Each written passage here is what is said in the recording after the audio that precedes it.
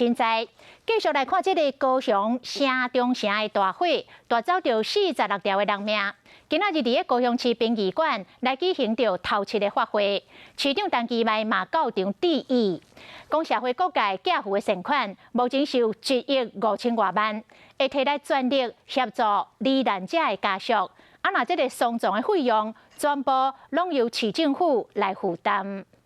城中城大楼火灾罹难者行致哀礼，请鞠躬。高雄市长陈其迈一透早到高雄市立殡仪馆参加城中城大火罹难者头七的法会，虽然嘴暗，也是看得出真悲伤。向罹难者家属致意。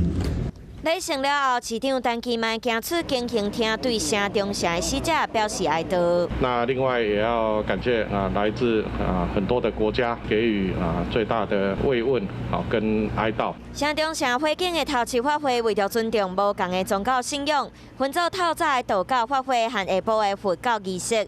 拜五阁会举办家祭和公祭，希望罹难者一路好行。市长陈其迈嘛感谢社会大众的善款。总共有6561笔的捐款，累计的金额是15168万元。访问着各界上关心的调查小组进度调查责任的归属，陈其迈讲会全面彻查。肇事的原因救灾的过程跟整个行政管理跟整个法规制度做检讨。嘛强调袂闪撇应该爱负的责任，身为大家长一定爱好好检讨，袂互类似意外搁发生。